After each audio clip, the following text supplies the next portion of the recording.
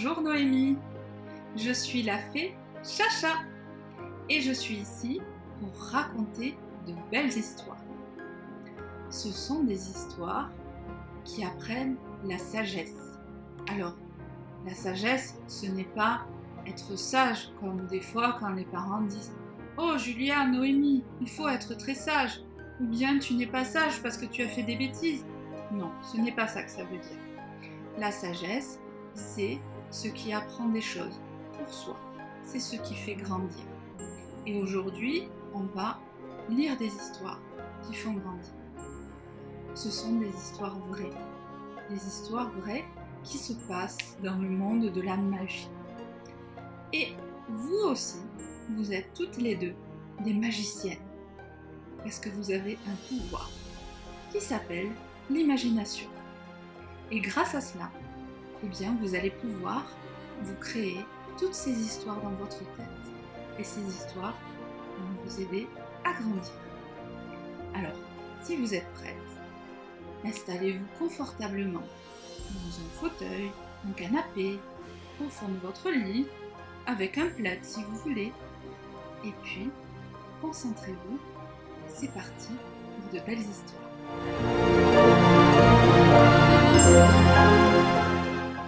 Avant de commencer, il faut que tu saches que cette histoire me vient de la fée Pétronille, dont tu sais peut-être parce qu'elle a été rendue célèbre auprès de milliers d'enfants par un conteur nommé Ponty, qu'elle rencontra un jour, la maman de toutes les mamans. J'ai recueilli son récit, un jour de grand vent. Alors que j'étais en train d'attendre qu'il se calme, à l'abri sous un gros champignon. Si tu es prêt ou prête à l'écouter, installe-toi bien confortablement à l'endroit que tu préfères et dans la position que tu préfères. Respire profondément pour te détendre en comptant lentement jusqu'à 3, puis ouvre tes oreilles pour bien entendre. Allez, on le fait ensemble.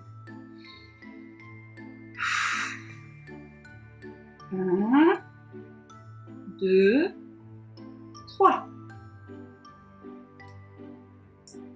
Il était une fois une petite souris grise au pelage doux comme du duvet, avec un joli museau rose et uni.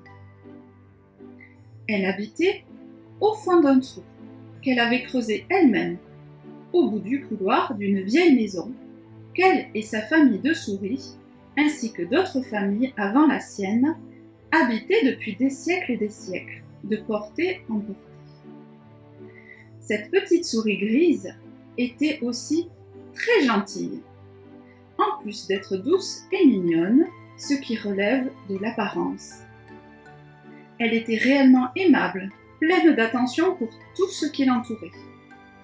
C'est ainsi qu'elle est devenue l'amie du gros chat noir de la maison. Il lui rendait visite chaque jour pour passer du bon temps ensemble à s'amuser, papoter, grignoter. Tu sais sans doute que les souris et les chats ne font pas bon ménage. Mais ici, c'était tout le contraire. La souris grise et le gros chat noir s'appréciaient beaucoup.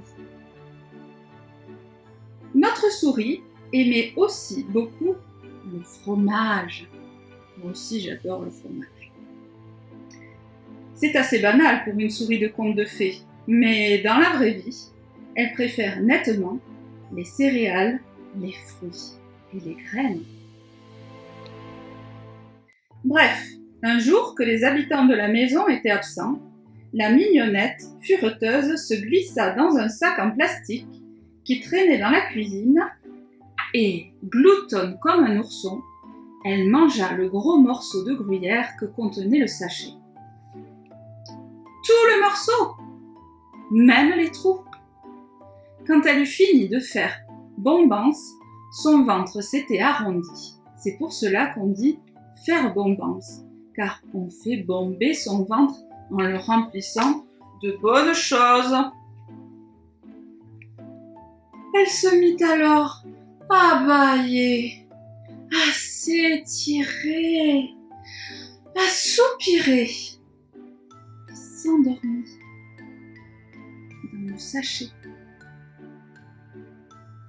Cet après-midi-là, son ami le chat la chercha partout. Dans toute la cuisine, qui était immense et pleine de recoins. Dans la salle à manger, sous la table et derrière la cheminée. Dans les chambres, sur les lits et au fond des armoires. Dans la salle de bain, où une petite fuite derrière le lavabo servait souvent d'abreuvoir à la demoiselle.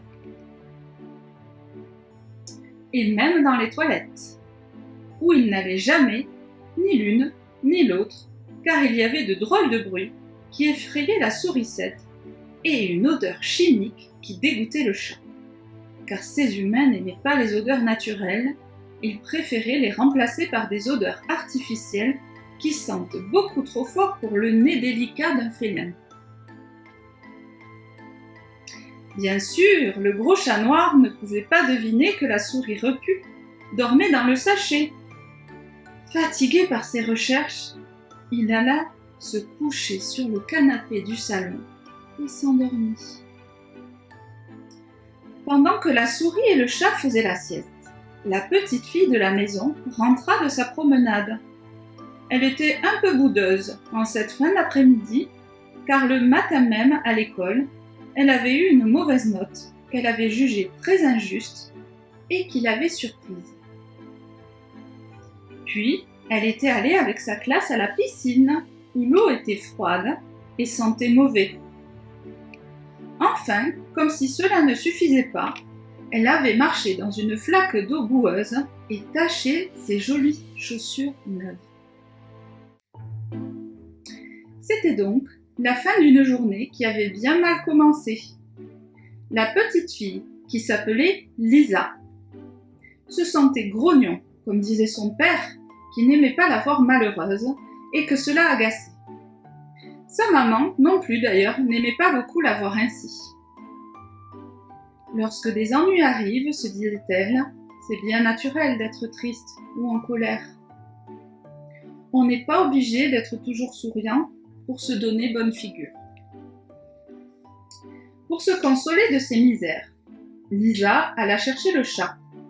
Elle le réveilla doucement pour ne pas le surprendre et le prit dans ses bras, comme une de ces peluches douillettes qu'elle aimait serrer contre elle en suçant son pouce. Oui, Lisa suçait encore son pouce, mais je n'en dirai pas plus. Cela n'est pas le sujet de notre histoire. Et même, si cela l'était, nous ne le commenterions pas non plus. Ce que font les enfants dans leur intimité ne regarde personne d'autre qu'eux-mêmes. Quoi qu'il en soit, pour le moment, Lisa profitait bien de la douceur du chat, de sa chaleur et de son ronronnement. Et elle s'endormit. À peine avait-elle fermé les yeux que la fillette entendit un bruit étrange qui semblait provenir des fins fonds les plus obscurs dont ne sait quelle profondeur. Le ronronnement du chat s'était transformé en un grondement sourd, comme un bruit de moteur d'avion, c'est te dire s'il était puissant. Allongée sur son lit, Lisa tremblait de tous ses membres. Elle avait l'impression que ses cheveux se dressaient sur la tête. Son cœur se mit à cogner très fort, et son lit s'envola. Alors, elle se sentit, tout à coup, très légère, légère comme une petite plume. Elle s'aperçut qu'elle n'avait plus peur, tandis qu'elle s'élevait dans des airs. Un sentiment de sécurité l'apaisa instantanément, comme un petit verre de grenadine apaise la soif quand il fait très chaud.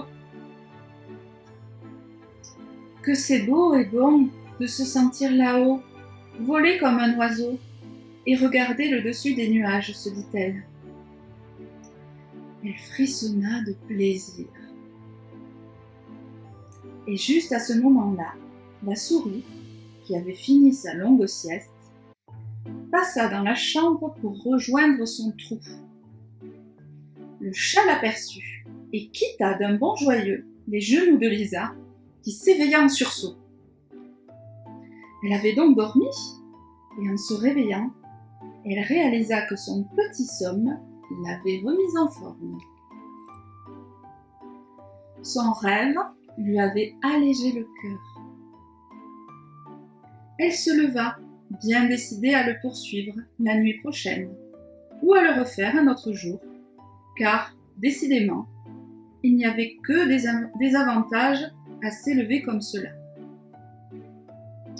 Peut-être qu'un jour, en rêvant que je vole, je rencontrerai Mary Poppins dans les airs, pensa-t-elle tout à coup. Cette idée lui plut beaucoup, et la petite fille entra dans la cuisine où son papa et sa maman avaient fini de préparer le repas. Un repas sans fromage, bien entendu. Elle s'approcha de la table. Lisa souriait. Et c'était le plus beau sourire qu'on avait jamais vu sur sa jolie frimousse. Et maintenant que je t'ai raconté cette histoire, tu vas pouvoir la laisser se promener dans ton imagination. Comme si elle fabriquait un dessin animé dans ta tête, ou un film, ou un rêve qui fait grandir la nuit, et t'éveiller le lendemain en pleine forme, avec toute la sagesse des fées, des mages en toi. Pour passer une très bonne journée, une très bonne semaine, et ainsi de suite, jusqu'à toujours.